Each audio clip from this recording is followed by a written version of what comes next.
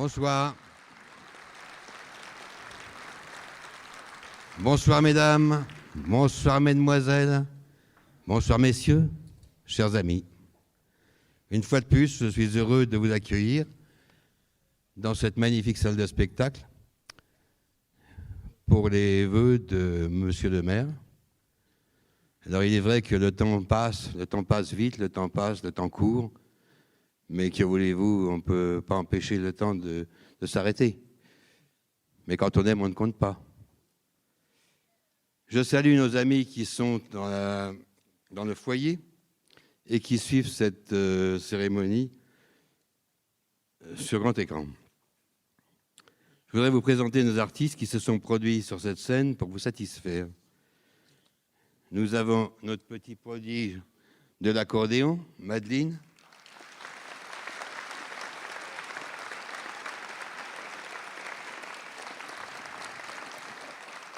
Accompagné de son papa, M. Philippe Duguet.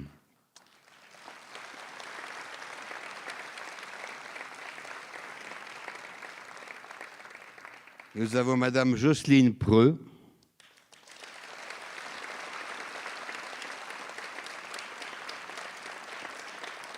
Et ces magnifiques danseurs-danseuses de l'association Valdir Danse.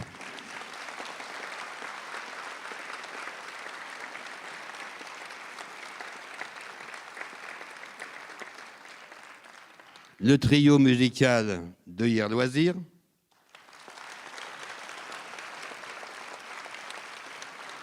Madame Lydia Tuillier au violon, Monsieur Dominique Charpentier, pianiste, et Monsieur Thomas Tissier à la guitare.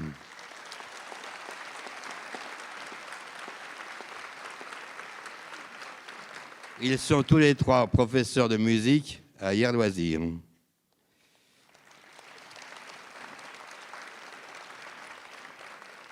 Sous vos applaudissements très forts. Merci.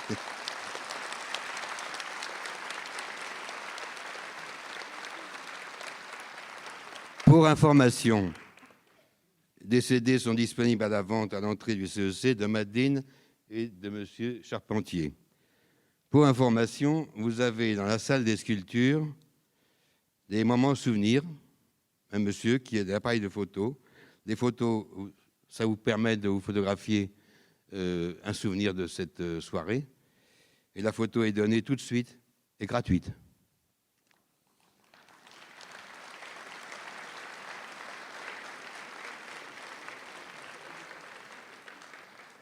Avant d'ouvrir la cérémonie, je voudrais vous souhaiter à tous et toutes une bonne année 2007, pleine de bonheur, de santé, de prospérité et de paix dans un monde un peu flou.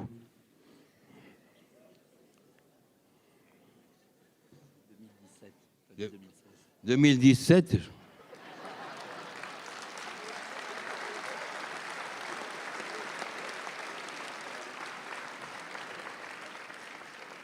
Heureusement que j'ai monsieur le maire qui m'a soufflé à l'oreille. Et oui, et on ne peut rien y faire. Mais là, je me suis loupé. Hein. Je déclare la cérémonie des vœux ouverte et vous souhaite une très bonne soirée.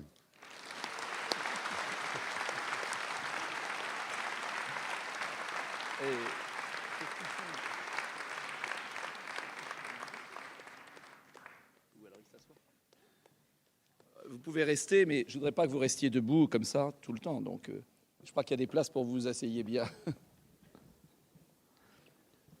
Merci Bernard pour ce sens de la propos. Tu peux rester, assis-toi là si tu veux. Hein, voilà, on va te faire un petit siège. Je vois que notre ami Bernard, en fait, je suis sûr qu'il l'a fait exprès, pour voir si vous écoutiez bien. Je voudrais, au nom du conseil municipal, des jeunes, en mon nom personnel, au nom de Valérie, mon épouse, vous souhaiter du fond du cœur une très belle année 2017. La santé d'abord, bien sûr, la joie, les réussites et des moments de bonheur que l'on peut grappiller ici ou là. Je voudrais aussi penser à tous ceux qui ont subi des épreuves en 2016, qu'ils puissent affronter 2017 avec Décidément. On n'entend pas? J'ai dit 2017. 2017, avec le réconfort qu'il puisse peser... Oh bah décidément, ça va mal. Bernard, qu'est-ce que tu as fait? La salle est... Qu'il puisse compter sur nous pour affronter cette nouvelle année. Je voudrais aussi saluer les élus qui sont présents parmi nous. Je pense à notre conseiller départemental Olivier Clodon, Martine Sureau, de Brunois. Je pense aux maires du Val-d'Hier, Val-de-Seine qui sont présents, Georges Pujals, que je vois là, d'Épinay, Michael Damiati de Crône, Bruno Gallier de Brunois.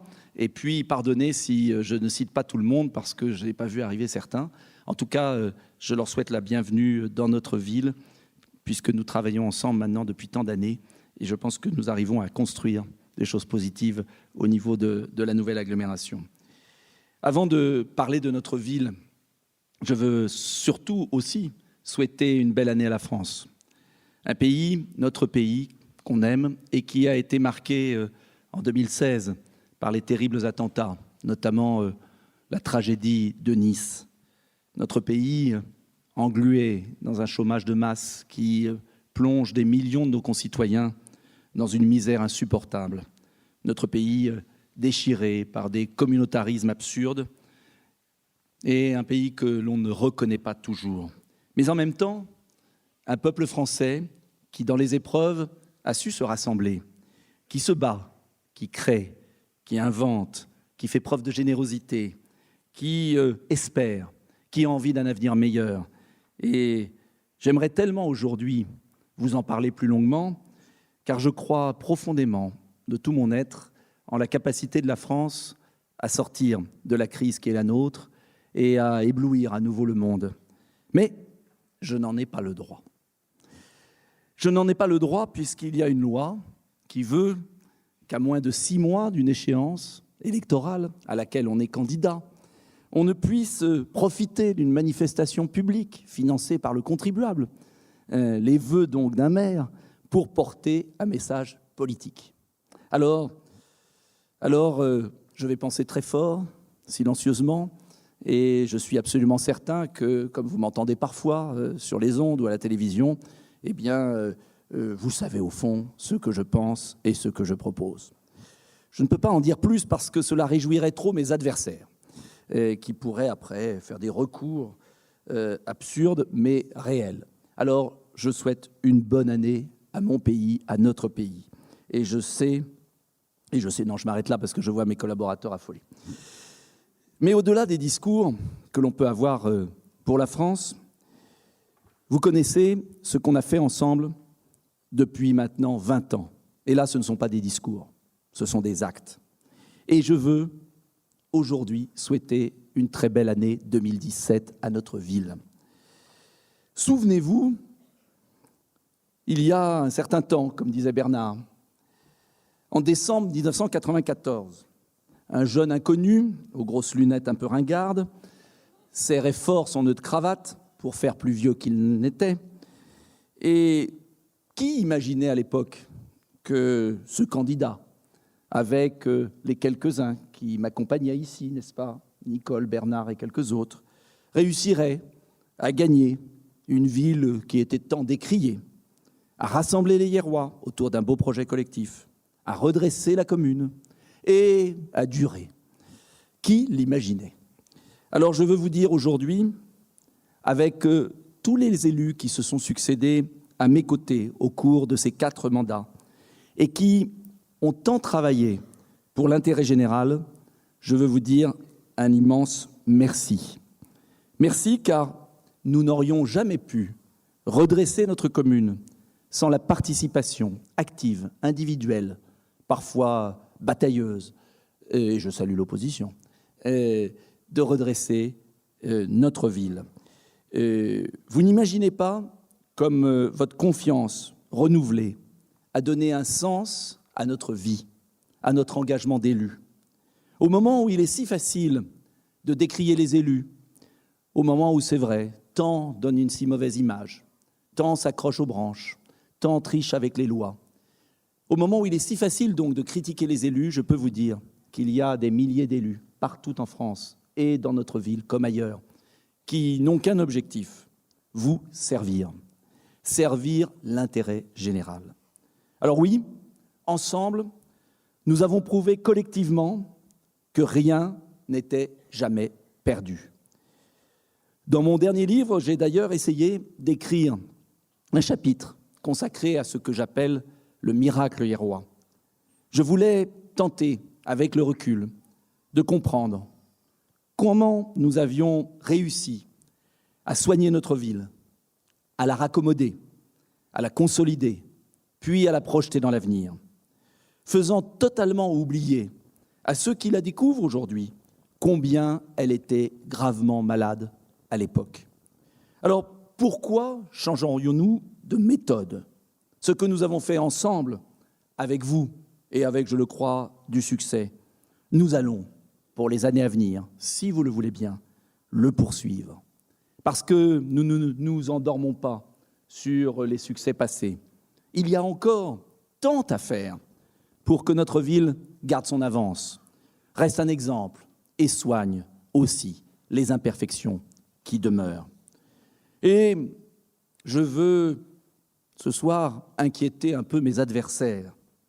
Ils ne se débarrasseront pas de moi si facilement. La loi sur le non-cumul, c'est gentil d'applaudir.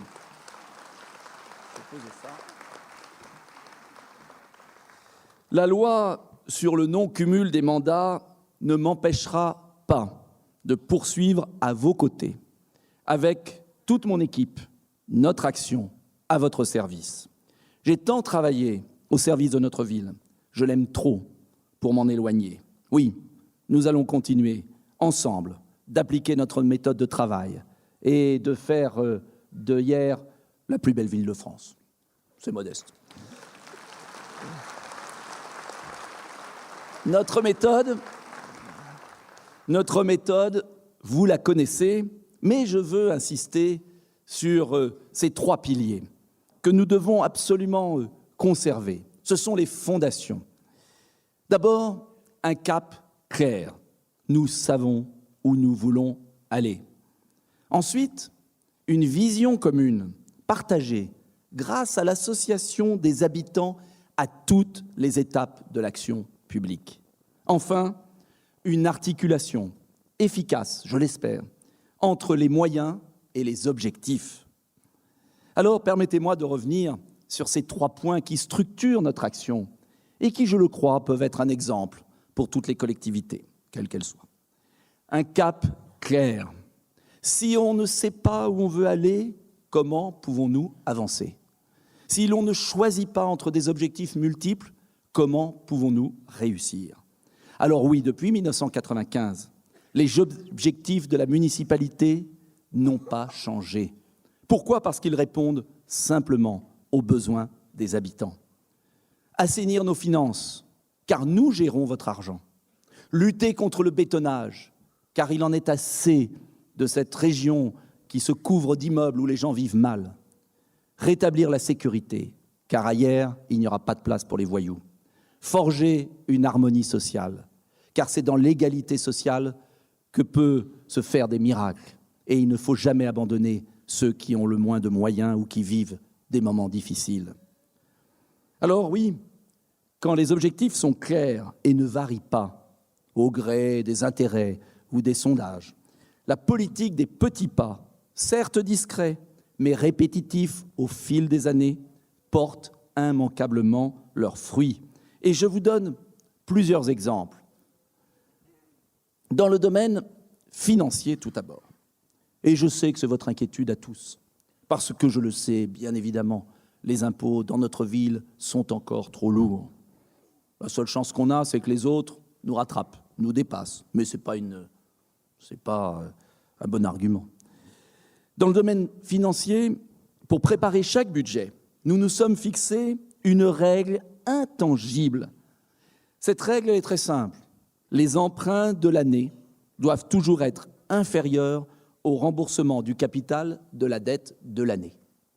Cela veut dire, tout simplement, qu'au terme de chaque budget, nous réduisons modestement, mais sûrement, l'endettement de la ville.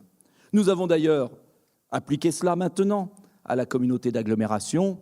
Après les nécessaires investissements qu'il a fallu faire, nous désendettons chaque année parce que nous empruntons moins que nous remboursons. En 1995, j'insiste, parce que c'est vrai, j'en suis fier, avec mon équipe, notre dette était dans les records de France, à 45 millions d'euros pour 28 000 habitants. Elle est aujourd'hui de 26 millions d'euros. Connaissez-vous une collectivité qui a autant réduit sa dette et qui, en même temps, a autant investi? C'est comme à la Samaritaine d'antan, si vous trouvez, je vous rembourse. Si nous calculons maintenant la dette par habitant, parce que j'entends ici ou là les oiseaux de mauvais augure, si vous calculez la dette par habitant, en 1995, elle était de 1 649 euros. 1 649 euros par habitant. En 1995.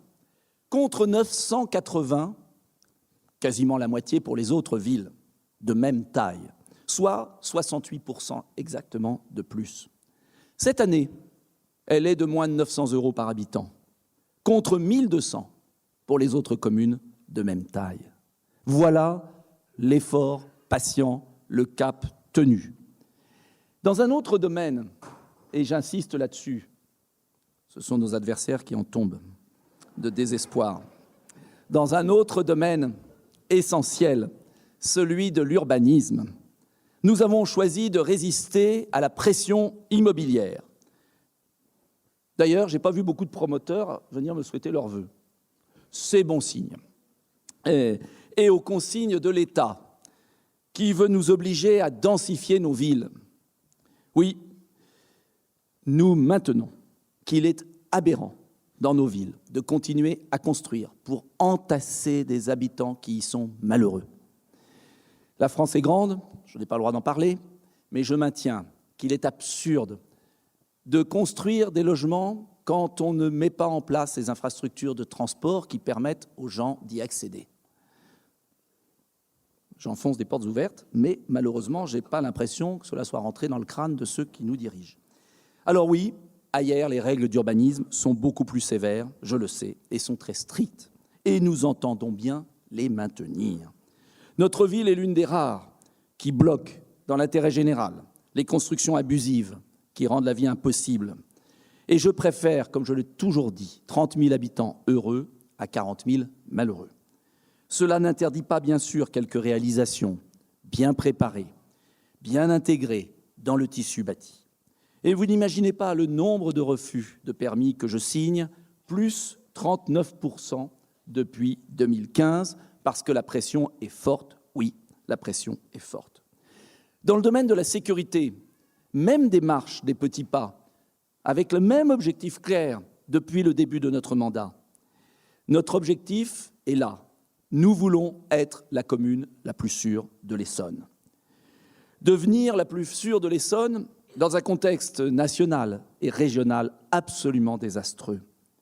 Aux élections municipales de 2014, d'ailleurs, nous avions clairement indiqué que nous avions deux objectifs majeurs, la police et les crèches. Je ne demande pas aux policiers de faire les enfants, mais je propose, et nous avons fait en sorte que les moyens budgétaires et de personnel de la ville s'affectent en priorité, c'est les deux seuls secteurs où l'on recrute, à la police et à la petite enfance, pour que les parents hiérois puissent bénéficier de davantage de places de crèche. Aux élections municipales de 2014, donc, nous nous sommes engagés à renforcer notre police et nous avons recruté de nouveaux agents. Nous avons armé nos agents. Nous avons développé la vidéoprotection et nous sommes, je crois, à plus de 130 caméras. Et nous en aurons 6 de plus cette année. Nous sommes passés à une police quasiment 24 heures sur 24. Nos efforts ont été couronnés de succès, car cela prouve dans la vie que quand on agit, on a des résultats. Il n'y a pas de secret. C'est comme à l'école, normalement. Notre taux de délinquance est le plus faible enregistré en 2016 depuis 1995, avec un taux de 33,85. Et ce n'est pas pour critiquer les voisins qui sont très bien placés.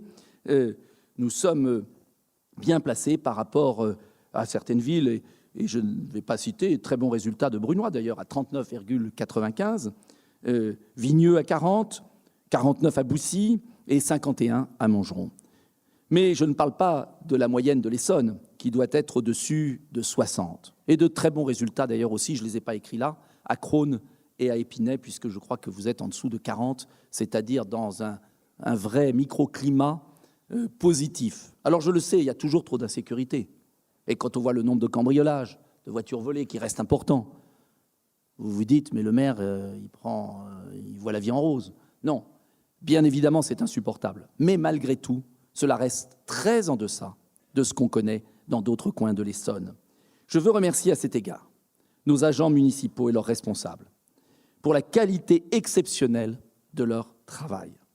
N'oublions jamais qu'ils risquent leur vie face à des délinquants qui, n'étant pas condamnés ou rarement, n'hésitent pas à les attaquer sauvagement.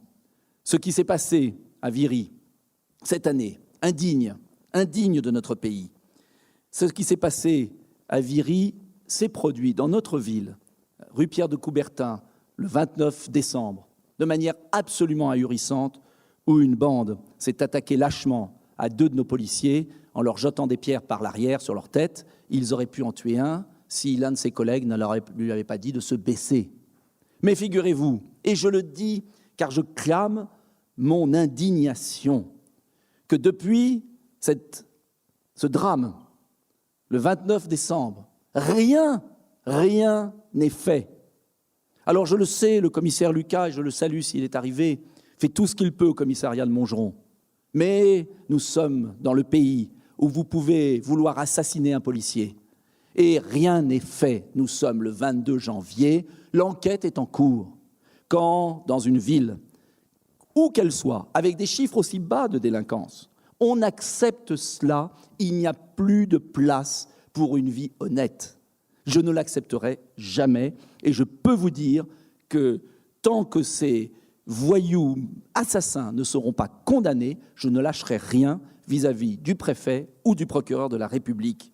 Mais ce qui s'est passé là se passe des dizaines de fois partout ailleurs.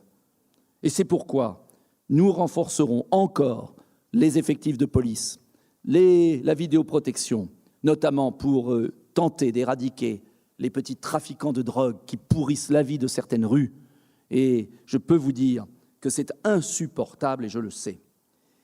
C'est un travail éternellement renouvelé, mais il faudra bien un jour traiter les causes du problème. Et les causes du problème sont bien évidemment judiciaires. Enfin, 4e exemple de cette ténacité ou cette opiniâtreté de notre équipe municipale pour tenir un objectif et ne jamais fléchir.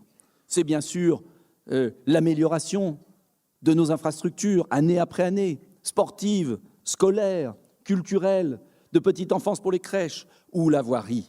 Là aussi, c'est la politique des petits pas. Au terme de chaque année, nous devons laisser notre ville dans un meilleur état que nous l'avons trouvé en début d'année. Et je ne ferai pas de comparaison avec notre pays. Je reviendrai d'ailleurs dans la dernière partie de mon propos pour vous indiquer notre programme de travail pour 2017. Nous sommes, vous le savez, dans la ville du peintre impressionniste Caillebotte. Si vous ne le savez pas, c'est que vous êtes sourd, aveugle. Chaque adjoint, j'espère que vous n'avez pas une indigestion, chaque adjoint, chaque conseiller municipal, ici présent, avec son petit pinceau, ajoute chaque année une petite touche de peinture sur un petit morceau de la toile de peinture. Et je veux saluer chacune et chacun des membres du conseil municipal. Vous n'imaginez pas le dévouement et la conscience professionnelle de ces femmes et de ces hommes qui m'accompagnent depuis tant d'années et qui consacrent tout leur temps, pour la plupart, à notre commune. J'ajoute qu'ils doivent aussi me supporter, ce qui n'est pas toujours facile, et surtout travailler en respectant un plan d'ensemble bien défini à l'avance, car il ne s'agit pas de barbouiller. Ce n'est qu'en prenant du recul, à la fois dans le temps et dans l'espace, que l'on comprend l'œuvre globale. Alors oui, chaque touche de peinture obéit à ce plan d'ensemble que nous avons conçu avec vous et pour vous. et j'insiste là-dessus, c'est la bonne coordination des élus qui permet d'être efficace collectivement. Souvent, gentiment, vous me faites des compliments, parfois vous m'engueulez, et c'est bien normal, quand je me balade dans la rue. Mais je le dis très clairement, ces compliments, ils leur sont destinés. Et je le dis affectueusement et avec beaucoup d'émotion. Avec vous et pour vous, ça veut dire quoi? Ça veut dire, c'est le deuxième point de la méthode sur laquelle je veux insister. C'est une vision partagée.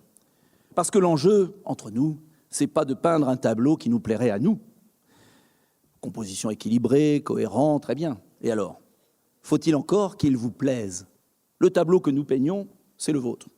Cela veut dire que notre projet de ville doit participer d'une vision commune, partagée. J'insiste là-dessus. Une vision partagée, et d'ailleurs, ce n'est pas que pour une ville, suivez mon regard, par une communauté de femmes et d'hommes qui regardent dans la même direction. Chacun, bien sûr, a des origines sociales, confessionnelles ou autres, diverses. Et personne ne renie l'identité de chacun. Des parcours contrastés, et c'est le sel de la vie, ses difficultés et ses joies. Mais l'important, pour un responsable public, un maire ou un autre, n'est pas de les exacerber, n'est pas de juxtaposer des communautés qui se regarderaient comme des chiens de faïence avant de s'affronter. Et c'est là où nous avons, nous, élus de la République. La République, c'est liberté, égalité, fraternité. Ce n'est pas la loi de quelques-uns au détriment des autres. Et c'est là où nous, élus de la République, nous avons un devoir considérable. Alors oui, notre ambition, mon ambition, n'est pas seulement de bien gérer notre ville ou autre chose, mais de rassembler nos habitants. La douceur de vivre qui est derrière, elle n'est pas seulement matérielle, je peux vous l'assurer. C'est un état d'esprit, c'est une façon de vivre ensemble, c'est un respect commun entre nous, si loin de l'agressivité et des tensions qui se généralisent. Alors oui, cette fierté collective de notre ville, de l'état d'esprit qui y règne, j'en suis convaincu, repose sur notre capacité à nous écouter, pas seulement entre les élus et vous, entre vous aussi, et à s'associer au maximum aux choix municipaux. Vous savez, à chaque fois que nous organisons l'arrivée des nouveaux Hyérois, on fait visiter la ville et on prend un verre, et ce qui nous fait le plus plaisir à nous, c'est quand des gens nous disent « on est venu à Hyères, spécialement, on a voulu habiter chez vous, et on a voulu habiter chez vous, c'est plus cher ?» Oui, c'est plus cher, les impôts sont plus élevés. Alors pourquoi on vient à un endroit où les impôts sont plus élevés? Eh bien, on y vient parce qu'il y a un état d'esprit particulier, parce qu'il y a une rigueur, parce que ce n'est pas le bazar, parce que ce n'est pas bétonné, parce qu'il y a une exigence partagée. Alors une exigence, ça demande des efforts, oui. Ça demande des efforts de notre part, mais ça demande aussi des efforts de nos concitoyens pour respecter les règles communes. Et c'est notre boulot aussi de les faire respecter. Oui, vous verrez, Conseil municipal des jeunes, c'est l'idée que je me fais en tout cas de l'école de la République exigeante, c'est celle de l'effort et du mérite, c'est celle de la récompense quand on a effectué un travail dont on est fier. Alors oui, ce travail, cette démocratie participative, comme disait quelqu'un, à laquelle je crois beaucoup, ce n'est pas un slogan, je peux vous l'assurer. Je sais, j'entends ici ou là, parce que je ne suis pas sourd, on me reproche de faire plaisir à tout le monde. J'entends ça. Oui, il veut faire plaisir à tout le monde. Eh bien quoi? C'est pas mon boulot? Non mais attendez, est-ce que c'est pas le boulot d'un élu de faire plaisir à ses concitoyens? Il ne s'agit pas de faire plaisir aux dépens de la collectivité. Il s'agit, à chaque fois qu'il y a une demande, de la traiter. Ah oui, je sais que dans l'administration française, en général, on ne répond pas aux courriers. Chez nous, on répond normalement à tous les courriers. Et parfois, ça arrive qu'on n'y réponde pas. Et se me met dans une rage noire. Parce qu'on doit ce respect à nos concitoyens. Alors oui, en 2016, un exemple, 14 conseils de quartier. Et ce n'est pas des conseils de quartier fantomatiques, hein. Je peux vous assurer, puisque j'assiste à la quasi-totalité. 10 réunions de riverains, 5 sondages de rue, 113 signalements de citoyens, c'est-à-dire des citoyens qui nous disent « ça ne va pas là, c'est pas bon, vous ne faites pas bien votre boulot », suivi de 80 interventions, 325 rendez-vous des élus, 765 réponses aux courriers par le cabinet, 261 courriels, et je ne parle pas des milliers d'interventions de la police municipale et de tous les services. Alors je le sais, bien sûr, tout n'est pas parfait. C'est un éternel recommencement. L'important est de savoir écouter vos reproches et corriger nos défauts. L'important, et j'insiste là-dessus, parce que ce n'est pas si facile, est aussi d'avoir le courage de faire respecter par nos concitoyens les règles de vie commune. Le paiement des prestations, oui, il faut payer la prestation. La propreté de la voie publique, le respect des règles d'urbanisme. En général, c'est toujours pour le voisin, mais jamais pour soi. Je peux vous parler de l'affaire du stop de la rue Marc-Sangnier. Parce que le stop de la rue Marc-Sangnier, avec ce célèbre radar qui a fait la une des journaux, c'est pas par plaisir que je l'ai mis. C'est parce que j'ai pas dormi pendant une semaine quand une petite fille a été renversée de la résidence Gambetta par un chauffard devant le CEC. Et que tous les soirs, en rentrant chez moi, je disais à ma femme, j'espère qu'elle ne va pas décéder, je m'en voudrais toute ma vie, parce que c'est moi le responsable. Oui, c'est moi le responsable, à la fin. Je suis le premier magistrat de cette ville, et si cette petite gamine n'en réchappe pas, je m'en voudrais de ma vie entière. Et je peux vous dire qu'on a tremblé tous. Et qu'à partir de là, j'ai décidé qu'on serait impitoyable face à ces chauffards qui brûlent le stop en pleine centre-ville et devant la sortie du collège Budet. Et j'en ai rien à faire d'avoir des lettres d'insultes. Mais ce qui est incroyable, c'est qu'il y a encore une centaine de personnes par semaine qui brûlent ce feu et qui copent d'une amende de combien ? Combien l'amende ? 135 €, comme quoi les gens sont encore riches. Mais je ne céderai pas là-dessus, parce qu'on ne peut pas demander aux élus d'être rigoureux si les habitants ne le sont pas pour eux-mêmes et pour leurs voisins. Et c'est là notre force, c'est qu'ailleurs, on ne cédera jamais.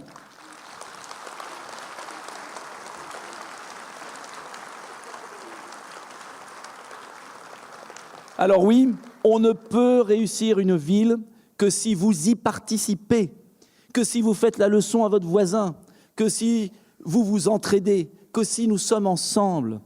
On ne peut pas vivre dans une société égoïste et attendre tous ces élus. On ne peut pas. Parce que d'abord, on ne va pas mettre tout le monde sous surveillance policière. Et puis, les finances de la ville ne sont pas extensibles.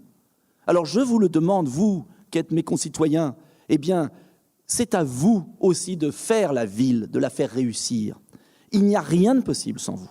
On ne peut pas redresser une collectivité sans l'énergie, sans la passion de ses adhérents, de ses habitants. Ce n'est pas possible autrement. Mais je voudrais aussi, aujourd'hui, rendre hommage au personnel communal. Rien ne serait possible sans leur dévouement, sans leur exemplarité. Un personnel municipal moins nombreux, finance oblige, et qui pourtant fait toujours plus. Pour mémoire, les dépenses de personnel de la ville d'hier, en 1995, étaient supérieures à celles des autres villes de même taille, d'environ 10% ou 20%. Aujourd'hui, elles sont inférieures de près de 20%. En 2016, le montant total des frais de personnel de 18,7 millions est inférieur au montant de 2013, il y a 4 ans, 18,9 millions. Grâce à l'informatisation, à la formation continue des agents et sans aucun licenciement sec, c'est-à-dire en profitant des départs en retraite, il est vrai, nous avons réorganisé les services pour faire plus avec moins. Nous avons pu faire ces économies. Mais nous avons fait ces économies car nous avons compté sur le personnel de la ville, car nous l'avons valorisé, car nous l'avons aidé, car nous l'avons fait monter. Et j'en ai assez d'entendre toujours les critiques des fonctionnaires. Ah, les fonctionnaires, bouc émissaire de notre société. Mais qui sale les rues la nuit, hier? Ce sont des fonctionnaires. Qui était 24 heures sur 24 pendant les inondations, à vos côtés, dans les rues? Ce sont les fonctionnaires. Qui livre les repas à domicile et prend soin des personnes âgées? Ce sont des fonctionnaires. Qui écoute les plus démunis à l'épicerie solidaire ou à l'association Léa avec les bénévoles? Ce sont des fonctionnaires. Qui fait preuve de rigueur administrative et d'honnêteté profonde face aux menaces de corruption à l'urbanisme? Eh bien, ce sont des fonctionnaires. Alors, moi, j'aimerais qu'on applaudisse les fonctionnaires. Ils le méritent.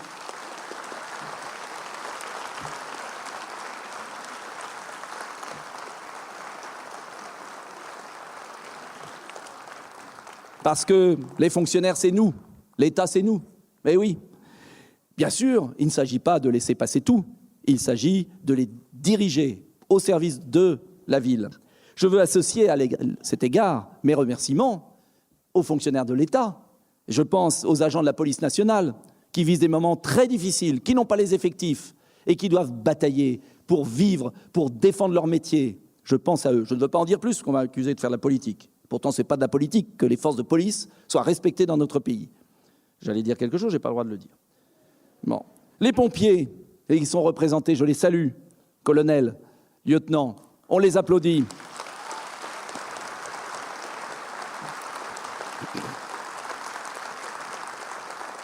Les facteurs qui, à cause d'une direction lamentable, ne passent plus tous les jours, ce n'est pas la faute des facteurs, c'est la faute de ceux qui les dirigent, n'importe comment. Désolé, ça c'est pour la Poste. Mais parce que... Bon, j'en dis pas plus. Bref, tout ça pour vous dire qu'une ville, elle marche parce que vous êtes acteur de la ville et parce que le personnel communal, tous les jours, il est au service des habitants. Alors, dernier point, troisième recette, pas miracle, troisième recette, une bonne articulation entre les objectifs et les moyens. Car je vous le dis très sincèrement, une vision claire, et même partagée avec vous, ne suffit pas pour obtenir des résultats. Rêver un objectif n'a jamais permis de l'atteindre. Il faut une bonne articulation entre les objectifs, les moyens et les efforts. Alors oui, je vous le dis, jamais ailleurs nous n'aurions pu obtenir nos résultats et continuer à les obtenir, je l'espère, dans les prochaines années, sans une grande liberté de pensée et d'action. Avant chaque décision, avec les élus, nous ne nous posons qu'une seule question. Franchement, est-ce l'intérêt de la ville ? Tout le reste, on n'en a rien à faire. Voilà. Est-ce l'intérêt de la ville ? C'est ainsi que nous avons pu, au cours des dernières années, mettre en œuvre un programme d'économie qui nous a permis d'absorber le choc des baisses de dotation de l'État. Presque 3 millions d'euros en moins en 4 ans. 3 millions en moins. Ça vous paraît rien, 3 millions comme ça, mais c'est l'équivalent des salaires d'environ 80 agents. Ça voudrait dire que si on avait obéi à l'État, on aurait dû supprimer 80 postes. Et où ? Dans les écoles, dans les crèches ? Cela veut dire que nous avons fait tout cela sans augmentation d'impôts. Et à la très légère exception, dans 2015, où nous avons augmenté de 3% la taxe d'habitation pour payer la réforme des rythmes scolaires. C'est tout. Tout le reste, nous n'avons pas augmenté, et ça nous a rapporté 400 000 euros. Donc, sur les 3 millions, 2 600 000 ont été faits sur des économies d'organisation. Alors oui, contrôler la dépense publique, faire jouer la concurrence des fournisseurs, il y en a dans la salle, ils ont survécu, je les remercie. Investir dans des équipements permettant de faire des économies d'énergie notamment. Nous avons énormément réduit la consommation des fluides en changeant toutes les chaudières des écoles, en changeant toutes les fenêtres. Nous avons pu limiter les dépenses de fonctionnement et continuer à investir, car ce qui compte, c'est d'investir pour que la ville change, et c'est un cercle vertueux positif. Moins on dépense en fonctionnement, plus on peut investir, et plus on investit, plus on fait des économies de fonctionnement. C'est aussi notre méthode, mais ne le répétez pas à l'extérieur. Résister aux pressions de l'État, qui veut nous imposer des politiques folles et qui font tant de dégâts à l'extérieur. C'est grâce à notre résistance. C'est un peu Astérix, c'est le village ici, que nous avons pu persister et signer et gagner. Alors oui, hier, et j'en ai rien à faire de ce que pourra me dire le préfet, je supprime les aides sociales facultatives aux familles de délinquants. Je vous le dis. Hier, et les cris des belles âmes qui ne vivent pas à côté des familles de délinquants, j'en ai rien à faire. Hier, nous voulons appliquer la loi sur les logements sociaux, parce que je respecte la loi, mais je ne veux pas appliquer la dérive de la loi et le délire de bétonnage que veut nous imposer l'État pour créer de nouveaux ghettos qui vont ensuite exiger une politique de la ville qui nous coûtera encore plus cher. Il serait peut-être temps de traiter les problèmes à l'origine. Et pour que les gens soient heureux, il faut qu'ils vivent dans des petits bâtiments à l'échelle humaine avec de la mixité. Voilà pourquoi nous avons construit, grâce à la SEM Habiter Ailleurs, près de 400 logements sociaux depuis 10 ans. Mais nous avons notre rythme. Et c'est vrai que nous n'obéissons pas totalement aux objectifs de l'État parce que je préfère des logements sociaux où les gens sont bien dedans plutôt que de subir des lois, une application des lois absolument délirante notamment la fameuse loi Duflot. Enfin, ailleurs, nous voulons contrôler les bénéficiaires des aides sociales. Oui, pour éviter les abus continus de certains profiteurs, alors même que nous avons des personnes âgées en grande précarité, des jeunes en grande difficulté, qui eux-mêmes, à cause des abus des autres, ne pourraient pas profiter des aides. Oui, nous refusons cette façon d'agir. Alors, je vous le dis, nous ne changerons pas d'attitude et je remercie tous les élus, pour chacun dans leur secteur, de la constance de leur action. Mais soyons francs aussi, pour articuler les objectifs et les moyens, il faut s'appuyer aussi sur tout ce qu'il y a autour. Et le maire et l'équipe, c'est un peu un chef d'orchestre. Un chef d'orchestre qui doit faire jouer les autres instruments qui pourtant ne sont pas sous notre autorité. Et c'est là que c'est compliqué. La moitié de mon temps, je calculais récemment, la moitié de mon temps consiste à frapper aux portes, et à tellement les embêter qu'à la fin, ils craquent, pour obtenir des subventions, des avantages pour notre ville. Alors je sais, je suis connu comme le loup blanc, rien que quand je prends le rendez-vous, il souffle déjà avant que j'arrive, mais le seul avantage, c'est qu'il lâche pour que je m'en aille. Et à la fin, on avance. C'est ainsi. C'est d'ailleurs le drame de la France, cette complexité administrative délirante qui fait que rien n'avance vite. Mais si on va plus vite que les autres, on peut attraper l'argent et avancer. Alors je tiens à remercier ici, d'ailleurs ils sont venus, pour une fois ils ne sont pas engueulés, c'est pour ça qu'ils sont venus. Je remercie la société Orange pour l'installation de la fibre optique dans toute la ville, une des premières de France, entièrement fibrée, pour un investissement de près de 10 millions d'euros. Alors je le sais que maintenant que vous l'avez, vous vous rendez plus compte, mais je peux vous assurer qu'il n'y a pas beaucoup de villes en France, à l'exception de Paris et quelques métropoles, qui ont la fibre optique haut débit dans tous les foyers. Merci à Orange et merci à la collaboration avec les services techniques. Je voudrais saluer la SNCF pour une fois. Pas pour les trains qui arrivent à l'heure. Ça, le jour où ça arrivera, on offrira le champagne à toute la ville. Hein. Bon. Modérément, petite coupe.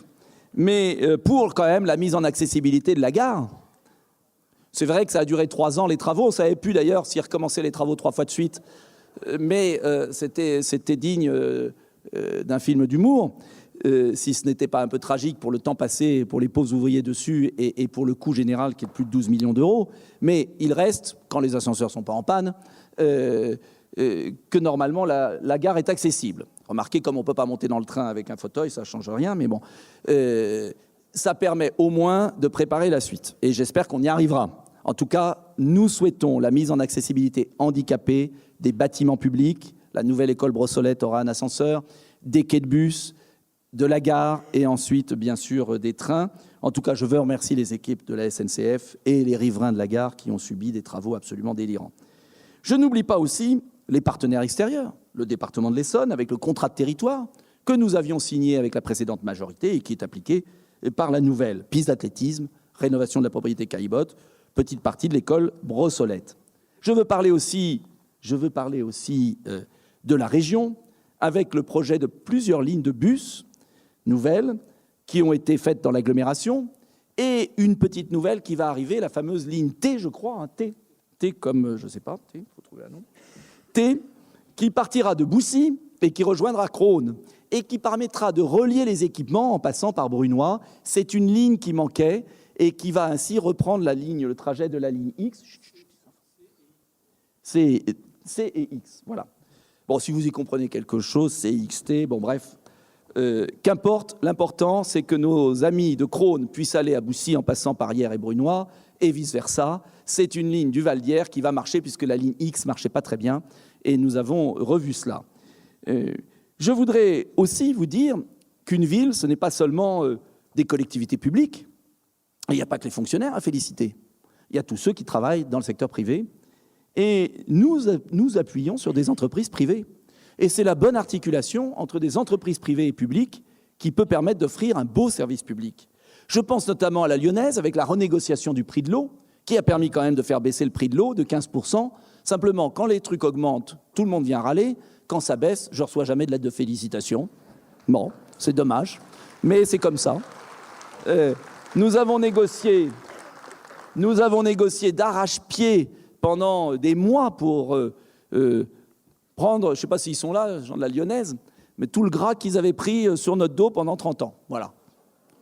Ils peuvent nous en rendre pas mal, on les aime bien, mais enfin, ils défendent leurs intérêts, nous on défend votre intérêt, et nous avons pu baisser. Je voudrais saluer la Sotévie. Que n'ai-je entendu? Martine Sureau, ancienne adjointe à la culture de Brunois, s'en souvient, et Bruno aussi. Que n'ai-je entendu à l'époque sur la délégation de service public pour les spectacles? Ça n'allait pas marcher, c'était l'horrible hydre du privé qui allait s'emparer des spectacles du Val d'Hier. On a confié à des professionnels, le CEC, la salle de Brunois et les autres salles. Et ces professionnels, ils sont des professionnels et ils savent faire bien parce qu'ils ne font que ça. Et ils réussissent à nous remplir les salles de spectacle, 40 000 spectateurs. Taux de remplissage de plus de 90%. Un exploit, avec une programmation diversifiée. Alors bien sûr, on peut améliorer encore ici ou là, mais je veux saluer la Sotévie qui fait vivre ce théâtre. Car un théâtre, ce n'est pas fait pour avoir des sièges, c'est fait pour avoir des spectateurs. Alors merci à tous ceux qui participent au spectacle.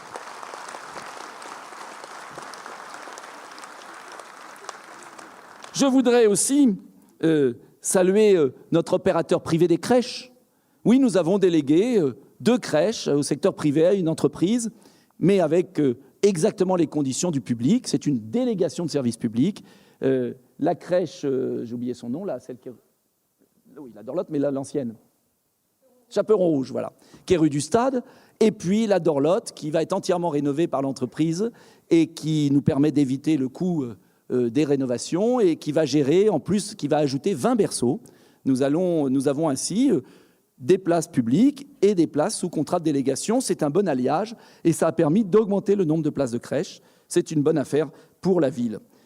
Je ne veux pas être plus long, je dois quand même évoquer, puisque les maires sont ici présents, et je suis désolé, les enfants, c'est un peu long, mais vous devriez écouter, c'est passionnant. Enfin, je ne suis pas sûr. Peut-être pas pour vous. Hein. Je vais être plus rapide. Je les comprends, hein, ils sont sympas quand même. Qu'est-ce que je vous racontais? Oui, l'agglomération. Oh là là, si vous saviez. Je crois que les adultes ont été moins raisonnables que des enfants. Voilà, c'est la vie parfois, à l'agglomération. Mais ça s'est arrangé, parce que j'ai un défaut, c'est que je suis un peu tenace. Ça n'a pas plu à tout le monde, mais ça m'est égal. Les 2 agglomérations ont fusionné, j'avais la charge de la présider, et c'est pas moi qui ai voté la loi. Je veux dire par là que je n'étais pas favorable à cette loi de regroupement de grandes entités. Qu'importe, elle a été votée, j'étais chargé de l'appliquer avec mes collègues. En vérité, c'est très simple, il y avait 2 agglomérations. Celle du Val d'Hier, 6 communes. Nous avions travaillé ensemble depuis 2003, dans une très bonne ambiance. Et on a bâti, construit, fait des choses ensemble.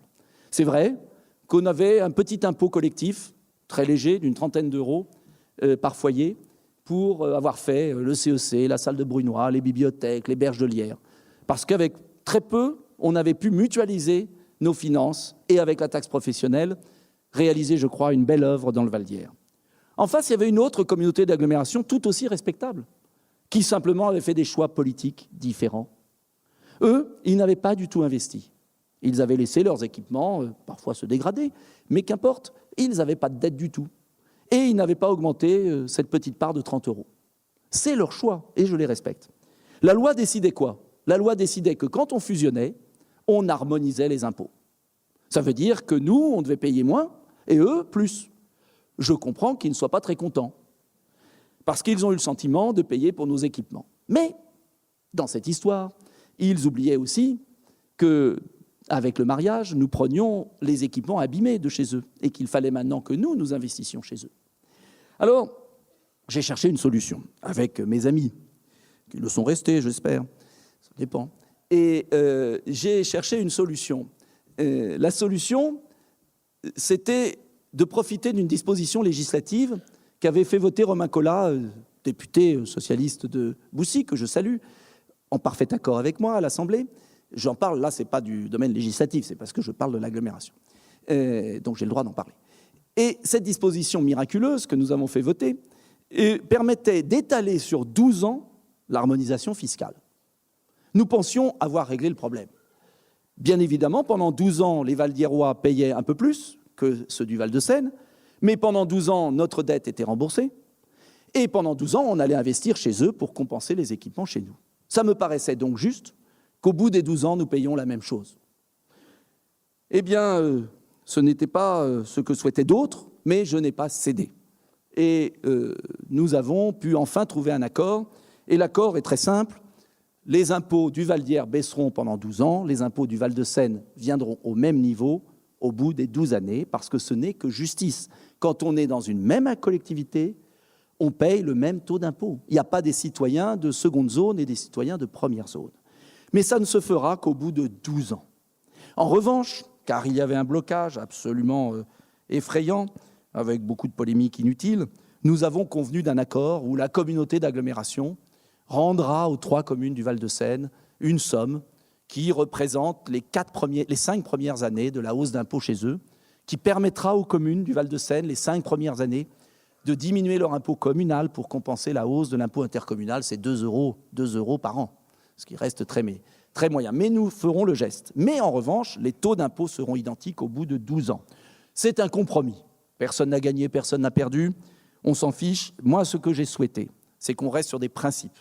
On paye le même taux d'impôt dans la même collectivité.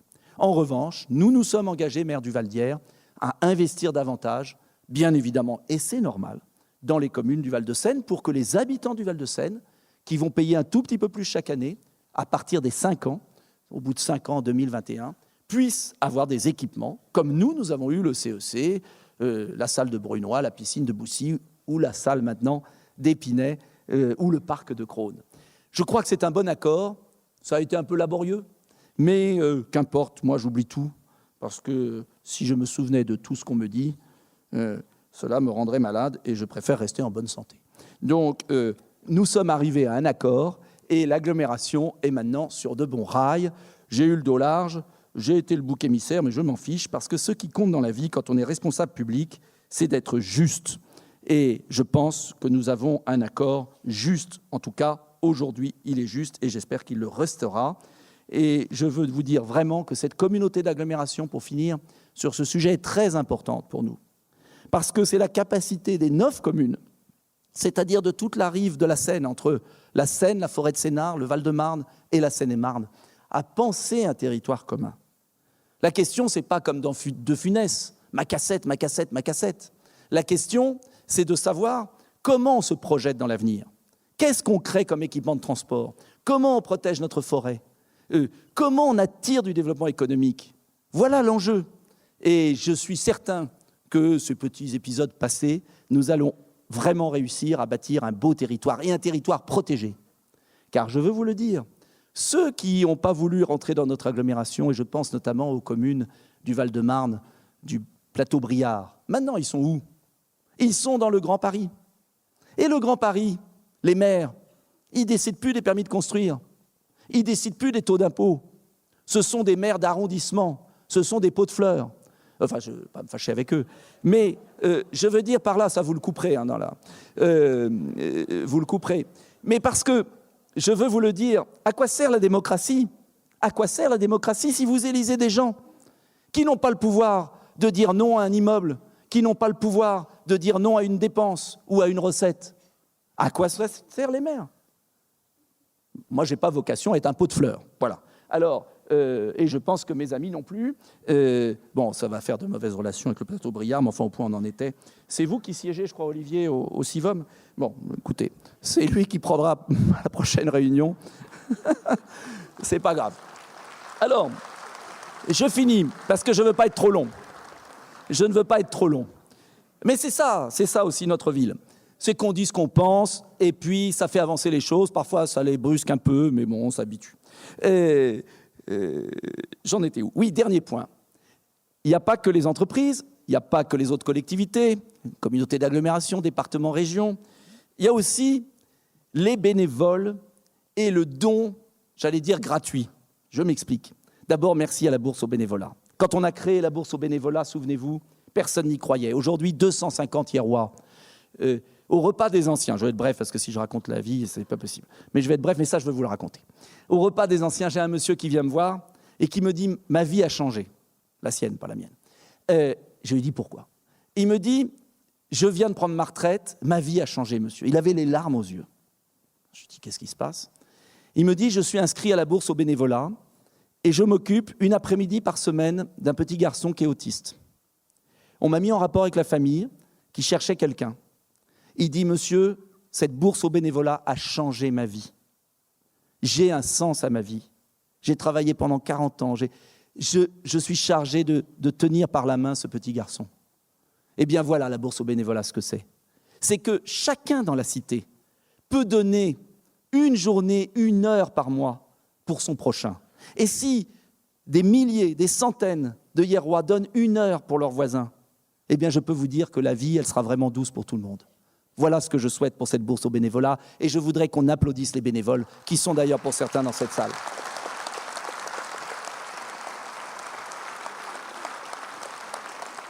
Et puis,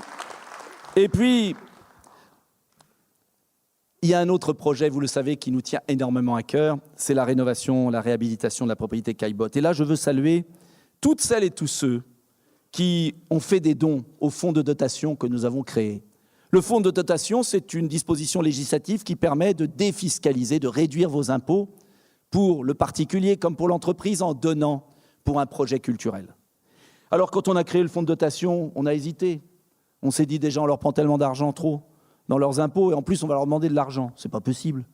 Mais en même temps, si on veut pouvoir faire des choses, et surtout ne pas augmenter les impôts, et j'espère bien les baisser un jour, mais vous ne me croyez plus, je sais, mais on va y arriver, je suis sûr.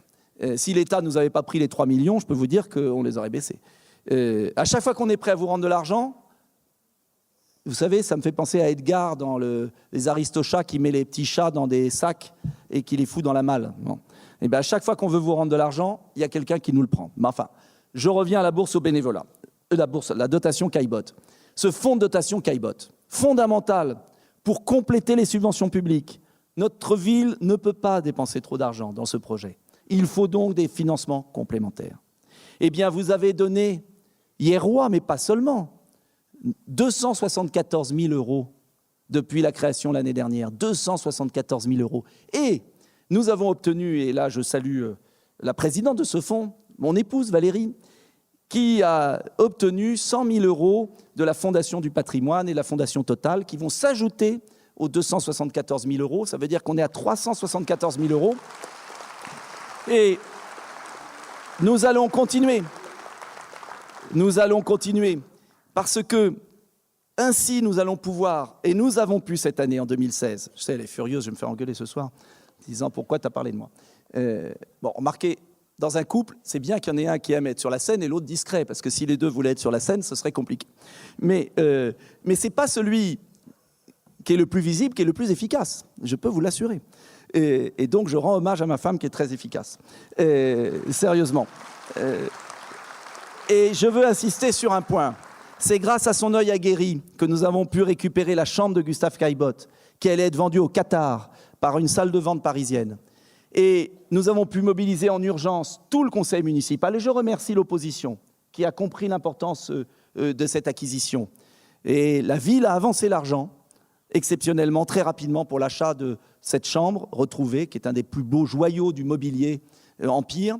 Et ensuite, le fonds de dotation a remboursé déjà un tiers et va rembourser au fil du temps l'ensemble de l'acquisition de la chambre de Caillebotte, car nous avions dit quelque chose, c'est que le mobilier de la propriété Caillebotte ne serait pas financé par la ville, compte tenu des difficultés budgétaires des Hierrois, et que c'était le mécénat privé qui devait financer la réhabilitation du mobilier de la propriété Caillebotte. Et nous inaugurerons au mois de juin, je l'espère, la restauration complète de la propriété Caillebotte dans son jus, exactement comme c'était du temps du célèbre peintre. Vous allez voir ces travaux magnifiques qui sont en train d'être faits et qui vont finir la réhabilitation de cette propriété et en faire la première destination touristique de l'Essonne. C'est déjà le cas, on ne le dit jamais.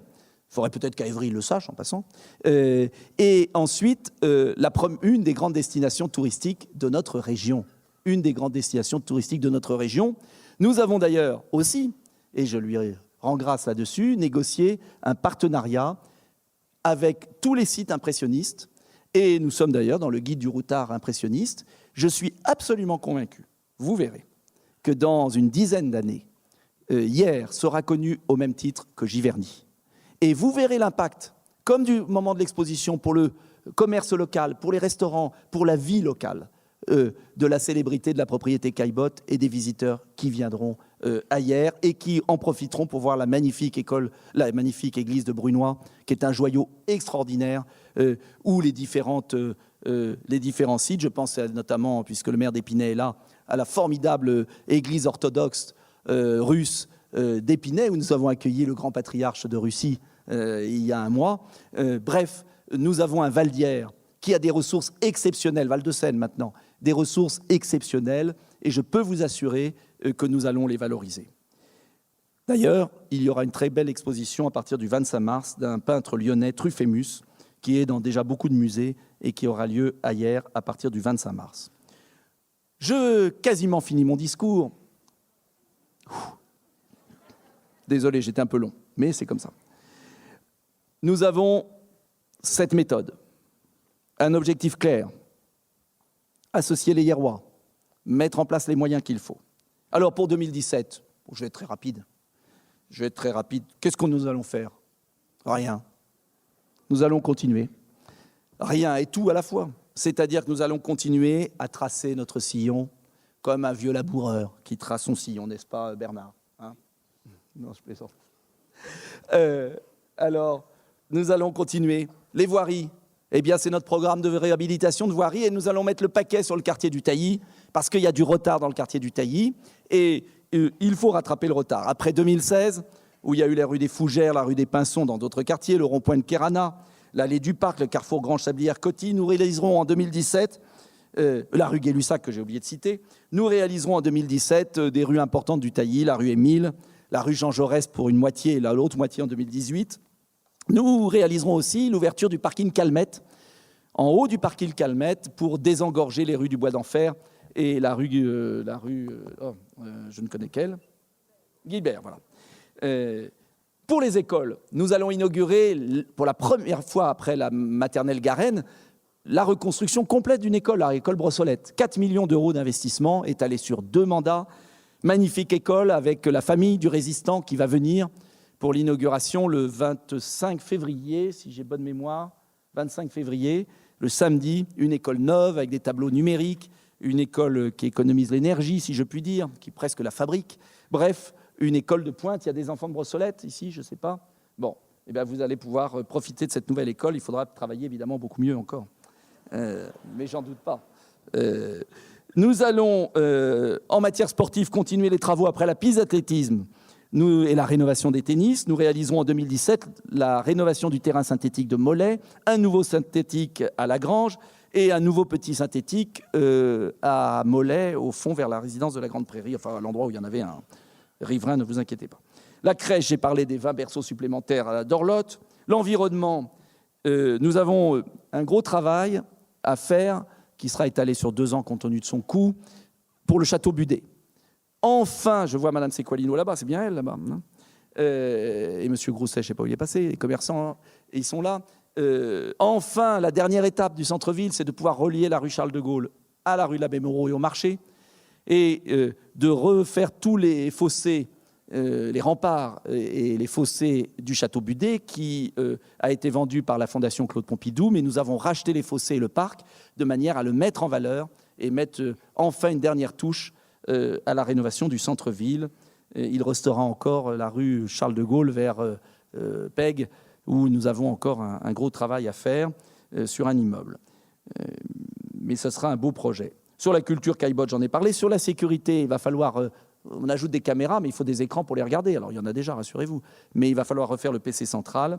Et puis, enfin, en termes de logement, on verra où en sera le projet de la gare, puisque un recours malencontreux a été lancé. Et le tribunal administratif doit bientôt, je l'espère, trancher cette affaire. Mais il y a un petit projet nouveau qui s'ajoute pour les amoureux des animaux. Nous allons enfin, cette année, pouvoir faire notre ferme pédagogique. Alors, la ferme pédagogique, c'est un de mes objectifs depuis longtemps. On l'a mis dans tous les programmes, on n'a jamais pu le faire, mais nous avons trouvé une association de protection des animaux qui va, je pense, pouvoir la gérer. Parce qu'il ne suffit pas d'amener des animaux, il faut les gérer. Ça, ce n'est pas les employés municipaux qui vont traire les vaches et nourrir les cochons. Ils ont assez de travail. Donc, il faut trouver une solution. Et je vais lundi visiter la ferme pédagogique qui est dans le parc du château de Versailles pour voir s'ils acceptent de venir exploiter la nôtre. La présidente que j'ai rencontrée au salon, pour tout vous dire ma vie, au salon des animaux perdus, porte de Versailles, est une femme formidable. Et il y a même le chien de garde que j'ai failli adopter, mais ma femme m'a menacé de partir si j'ai ramené le chien de garde. Donc, le chien de garde, j'ai promis qu'on le mettrait à la ferme pédagogique. Voilà. Pour préciser, parce que c'est pas elle il est très très gros. Et voilà, je ne veux pas être plus long. Donc ce sont quand même encore 8 millions d'euros qui vont être investis dans notre ville, soit près, j'ai refait les calculs, de 80 millions d'euros qui ont été investis depuis 10 ans. 35 en voirie, 7 en environnement, 38 en bâtiment, qu'il s'agisse des écoles, des crèches, des sports, de la culture, des bâtiments publics. J'aurais aimé vous parler de tant d'autres choses, mais le temps passe, comme dirait mon cher Bernard. Les RER, le pont sur la Seine, la forêt de Sénart, les nuisances aériennes, mais je n'ai pas le droit. Bon, alors vous viendrez à la prochaine réunion, on vous informera. Mais pour conclure définitivement mon propos, rassurez-vous, il n'y a plus rien. Il n'y a plus rien. Je voudrais vous léguer toujours la même phrase. C'est vrai que je la répète à chaque vœu, mais je la trouve tellement bien que je ne vois pas pourquoi j'en changerais. Alors, c'est la célèbre phrase, citation de Saint-Exupéry. Hein, il y a des élèves qui sont à Saint-Exupéry. Les pieds dans la glaise, la tête dans les étoiles. Eh bien, c'est notre boussole, cette phrase. Toujours regarder les réalités en face, car on n'agit qu'à partir des réalités humaines. On n'agit qu'avec vous et nous. Nous ne sommes que des hommes avec nos forces et nos faiblesses. Mais toujours garder dans le coin de sa tête un formidable idéal, un rêve. Et c'est cette alliance entre les pieds sur le terrain, à l'écoute, et la tête dans les nuages, qui peut faire des miracles. Et main dans la main, je vous propose donc, en 2007, pour notre ville, 2007, 2017, oh, 2017, 2017, mais pourquoi 2007 ? Bernard, c'est de ta faute. Alors en 2017, je vous propose de continuer pour notre ville à soulever des montagnes. Vive Hyères et vive la France. Merci.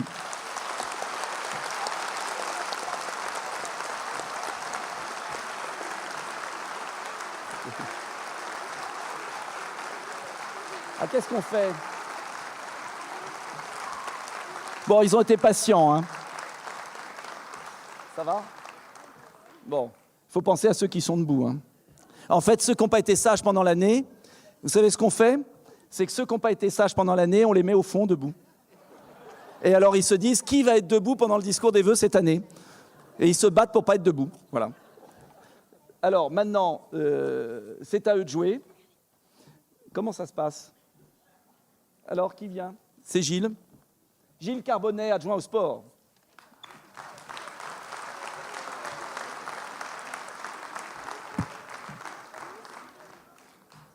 Bonsoir à toutes et à tous. Je vais commencer mon propos pour vous parler d'une Hyéroise. Elle pratique un sport des plus exigeants qui l'oblige à être la meilleure dans l'eau, sur un vélo et à la course à pied. Elle a été sacrée championne de France en 2014, en individuel et en 2015 par équipe. Elle vient de décrocher la médaille de bronze lors de la Coupe du monde de triathlon organisée au Mexique. J'ai l'honneur d'appeler mademoiselle Sandra Daudet, qui, retenue en stage d'équipe de France, est représentée par ses parents, Élise et Dominique Daudet.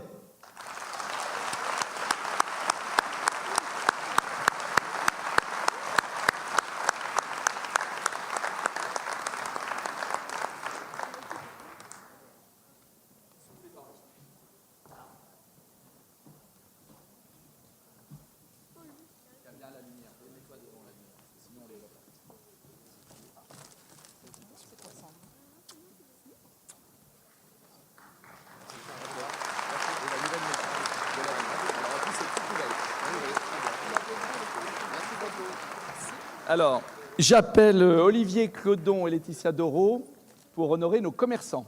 Non, il y avait quelqu'un d'autre ? Ah oui. Ah pardon, j'ai oublié, alors il y avait quelqu'un d'autre. Ah, moi, vous vouliez que je m'en aille ? Non, alors continue. Ce qu'il faudrait, c'est que j'ai le filage. Bien, donc écoutez, je vais continuer. Alors, beaucoup de Hyérois la connaissent par son professionnalisme et la bonne humeur qu'elle distille dans ses cours. Venant de fêter ses 50 ans de contrat sur la ville, Elle est intervenue depuis 1967 comme enseignante danse et gymnastique au sein du Conservatoire de musique et de danse, à l'école Harmonie, et elle anime encore aujourd'hui des cours au sein de l'association Gym Bien-être Loisirs. J'ai l'honneur d'appeler Madame Michèle Giraudot de Marty. On peut l'applaudir.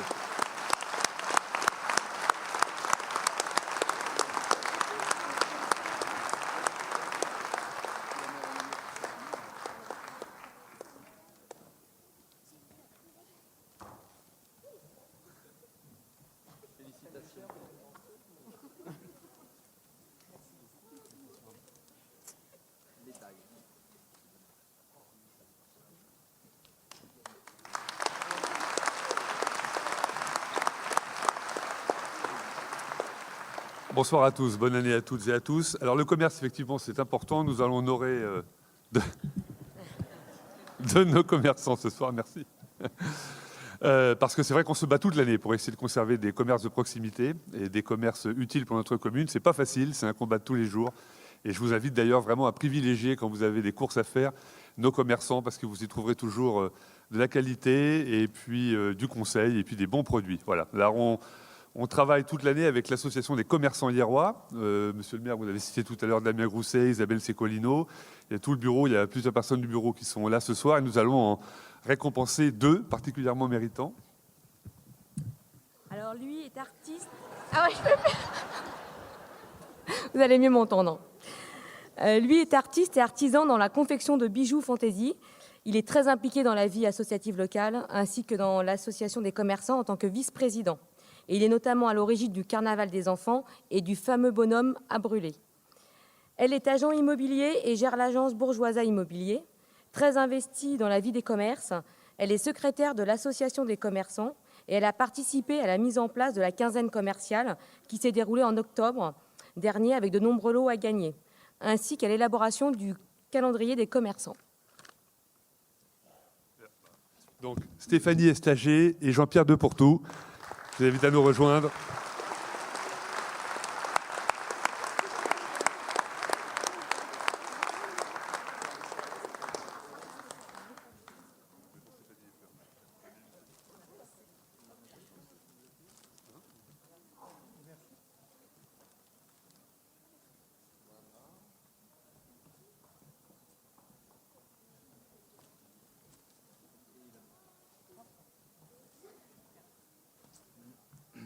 Je vais appeler maintenant, bravo à nos commerçants. Et je me permets d'intervenir, nos achats sont nos emplois. Voilà. Et on ne peut pas se plaindre des rideaux fermés si voilà, on ne favorise pas nos commerçants locaux.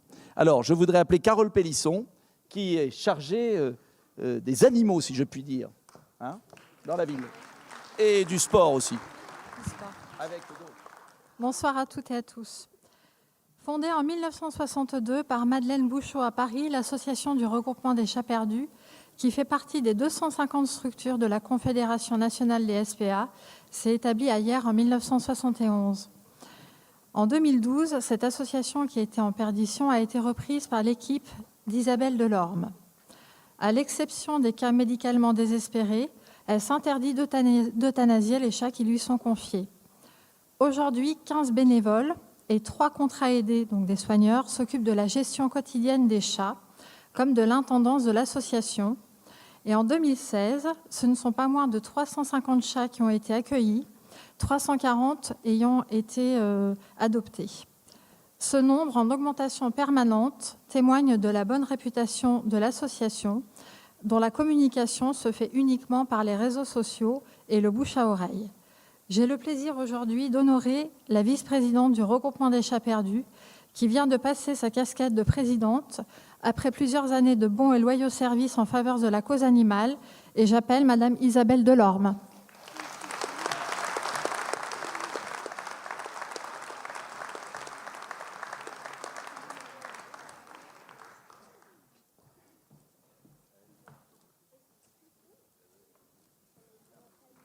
On l'applaudit bien fort.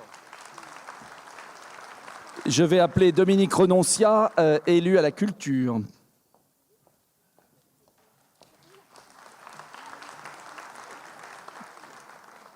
Bonsoir à tous. Je baisse encore un peu.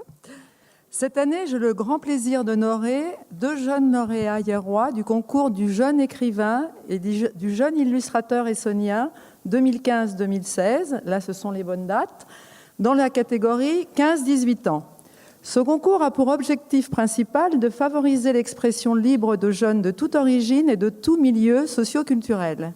Le thème choisi pour cette 4e édition était « La France, mon pays ». Et je peux vous dire que lors de la remise des diplômes, il y avait vraiment une très forte émotion parce que c'était très peu de temps après les attentats.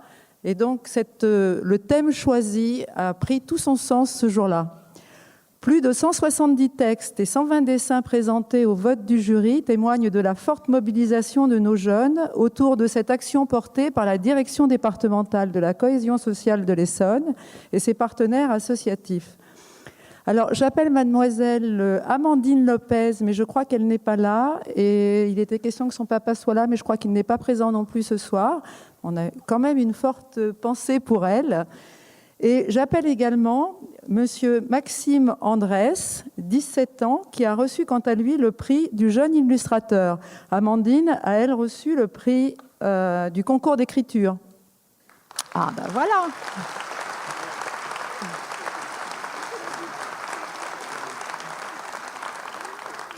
Alors, je voulais aussi, par rapport à ces jeunes, faire une citation de Paul Valéry qui disait « Que serions-nous sans ce qui n'existe pas, le rêve ?» Alors, nous remercions tous ces jeunes, que ce soit les jeunes qui ont participé à ce concours, tous ces jeunes qui dansent, qui sont présents, de faire vivre la démocratie et la liberté d'expression. Donc, merci à tous.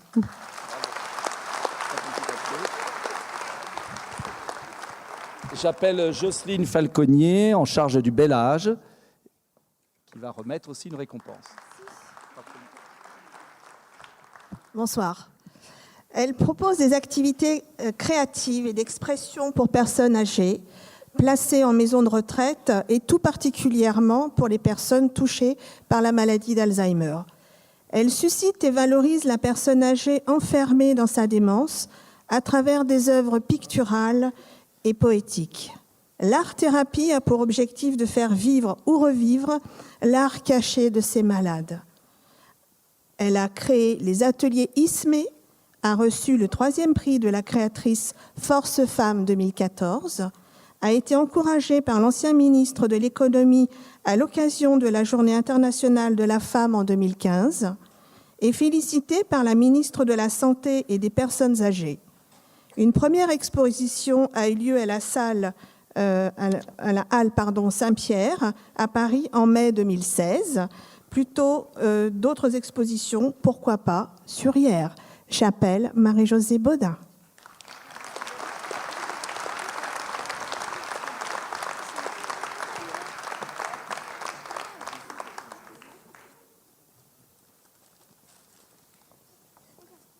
J'appelle Fabrice Goduf, adjoint à la démocratie locale, conseil de quartier et conseil municipal des jeunes. Merci. Bonsoir à tous. Je saisis cette occasion pour vous demander de bien vouloir saluer et remercier notre conseil municipal jeune qui nous a fait le plaisir et l'honneur ce soir d'être nombreux. On a 29 jeunes ce soir avec nous et vous pouvez vous lever les jeunes, ça vous délassera les jambes aussi. Voilà, ça vous fera du bien parce que c'est un peu long d'être assis sur cette scène. Voilà. Je vous remercie de vos applaudissements pour eux. Et je profite aussi de cette occasion pour remercier Françoise Aublet, animatrice du conseil municipal jeune qui est parmi nous ce soir. Vos applaudissements aussi pour Françoise. Merci, messieurs, dames. Voilà, maintenant je vais vous lire un petit texte très court. Ils sont les gardiens des résidences des rives de l'Yerre et en assurent le bon fonctionnement pour faciliter la vie de ses résidents. Mais leur rôle ne se limite pas à quelques tâches de surveillance, d'entretien et de service de la copropriété, mais représente avant tout un contact humain. Pour leur écoute et leur grande disponibilité, les résidents dont ils prennent soin chaque jour ont demandé à ce que ces 2 Hierrois soient honorés. Ce soir, la municipalité souhaite donc mettre à l'honneur leur dévouement et le travail remarquable dont ils font preuve au quotidien pour le bien-être de la copropriété. J'appelle messieurs Fabrice Dor et Éric Muller sous vos applaudissements, s'il vous plaît.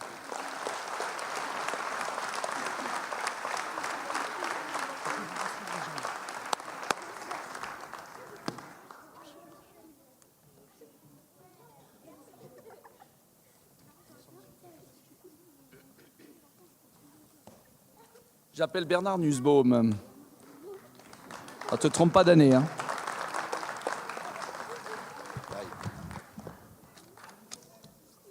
Ils sont bénévoles et s'investissent sans compter auprès de l'association Mécénat Chirurgie Cardiaque, qui permet aux enfants défavorisés atteints de malformations cardiaques d'être opérés en France lorsque c'est impossible dans leur pays.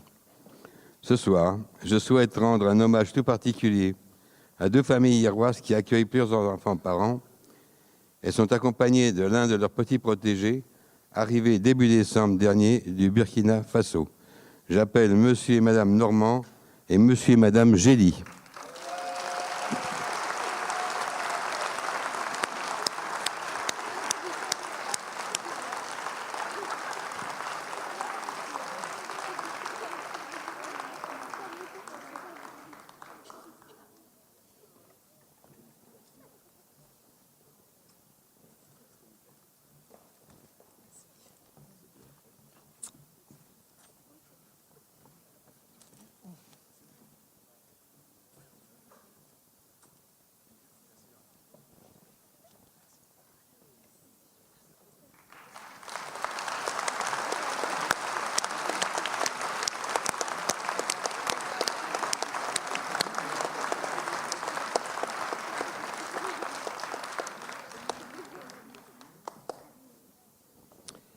Il est président de l'association Aide aux devoirs, association de loi 1901 qui soutient les enfants du CP à la 3e dans leurs devoirs scolaires et les guide dans l'acquisition de connaissances. Elle est présidente de l'association Renaissance et Culture, dont l'activité est de lutter contre l'illettrisme et d'accueillir des adultes de toute nationalité souhaitant se perfectionner ou progresser dans la langue française. Ce soir, je souhaite rendre hommage à ces 2 figures du tissu associatif qui, je le rappelle, sont bénévoles et s'investissent au quotidien pour la population. J'appelle M. Joël Basse et Mme Monique Bourret.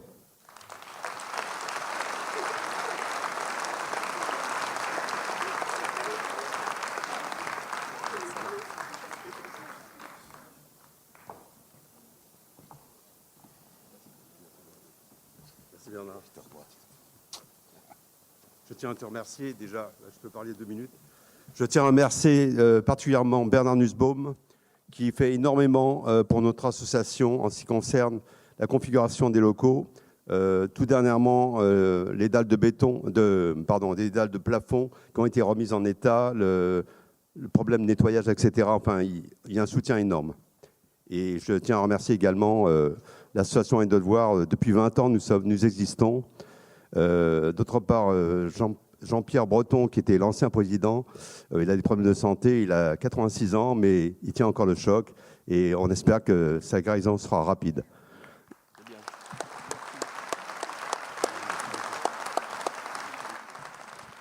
J'appelle Marc-Antoine Evin, élu chargé de la sécurité, conseiller délégué.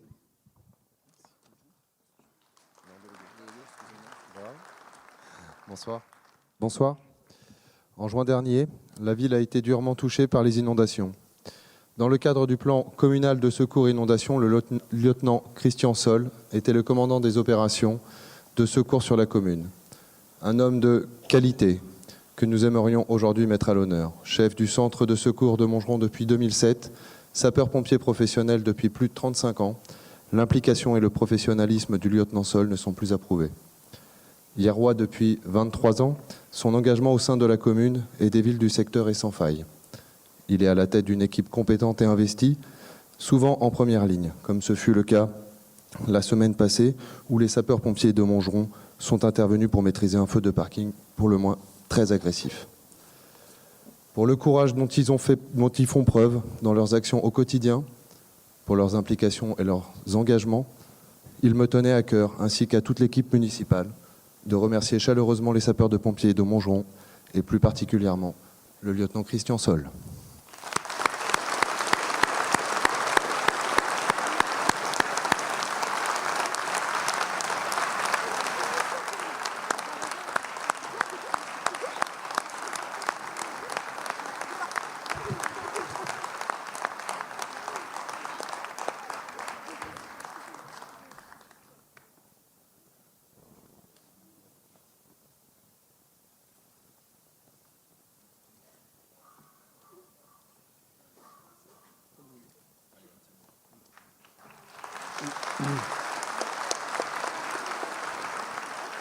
Merci.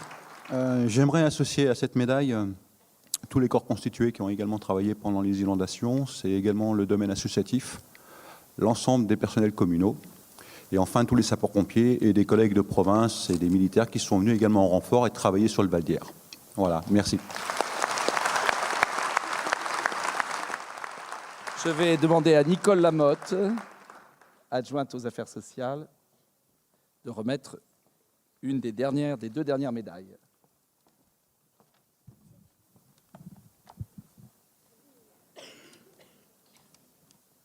Bonsoir. Comme nous l'avons évoqué précédemment, les pompiers font un travail remarquable. Il faut néanmoins ajouter qu'il s'effectue en étroite collaboration avec d'autres acteurs clés, complémentaires et tout aussi précieux. Je pense particulièrement à la Croix-Rouge française, qui n'a de cesse d'intervenir avec conviction dans des situations parfois délicates, toujours dans le but d'œuvrer pour les autres. À cet effet, je voudrais mettre à l'honneur Madame Marie-Laure Arnaud, présidente de l'unité locale du Val d'Hier de la Croix-Rouge. Madame Arnaud était présente durant les inondations et en collaboration avec les pompiers et les services de la ville, elle a géré au mieux la cellule logistique de secours, notamment en mettant en place des espaces d'accueil comportant tous les produits de première nécessité au sein des gymnases réquisitionnés par la ville. Plus récemment, Madame Arnaud œuvrait sur le terrain lors de l'incendie dont vous a parlé précédemment mon collègue, qui mobilisait les pompiers. Ici encore, la Croix-Rouge a su trouver efficacement une solution d'accueil pour les riverains, une efficacité d'intervention représentative de ses actions au quotidien et sur une plus grande échelle. La municipalité souhaite aujourd'hui remercier chaleureusement, et je suis fière de ces remerciements, la Croix-Rouge française et son antenne locale, et donc Madame Marie-Laure Arnaud pour son engagement précieux au sein de la ville et aux côtés des habitants qui vivent des situations difficiles. Je vous demande de l'applaudir.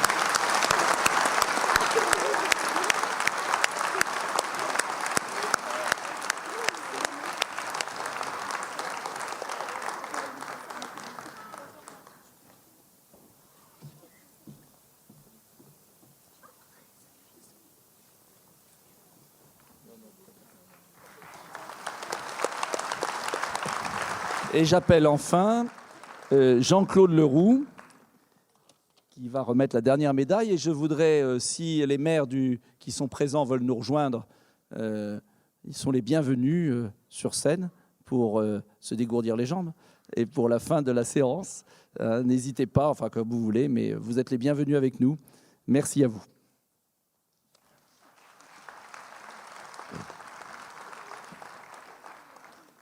Mesdames et messieurs, bonsoir. Il est président de l'association hiéroise des anciens combattants et victimes de guerre depuis décembre 2007. Il a, à cette époque, eu le courage de prendre la présidence de cette association créée en 1952, qui compte près de 200 membres et qui se trouvait alors dans une situation extrêmement difficile et risquait de disparaître.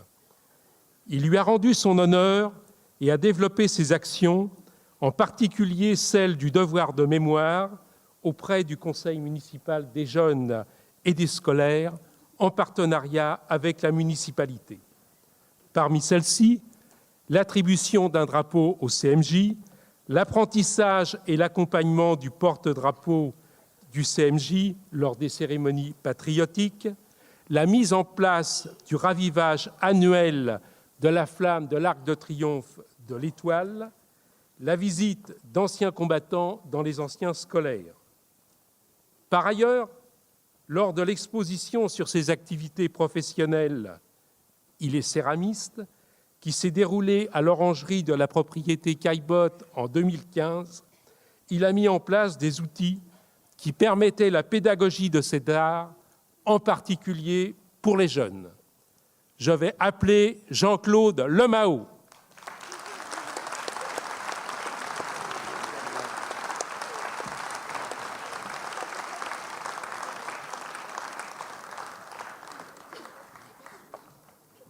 Salut Jean-Claude.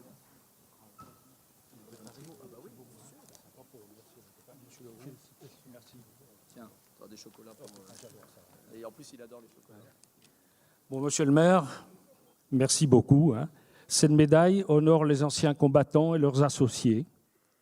Je souhaite la partager avec les 10 membres du conseil d'administration de l'AIAC, association fondée en 1952.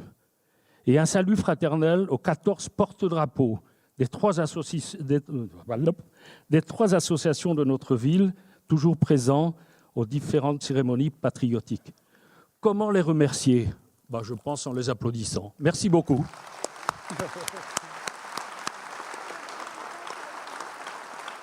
Ils seront tous là.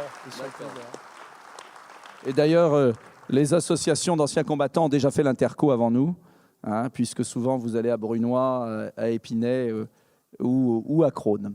Eh bien voilà, nous avons félicité et honoré les héros du quotidien. Et je vous remercie de votre patience et je vous souhaite un bon buffet qui vous attend. Vous pouvez sortir tranquillement. Et en attendant, ceux qui veulent faire des photos, on va faire la photo des médaillés. Et n'hésitez pas, on va faire cette photo. Voilà, bon appétit si je puis dire.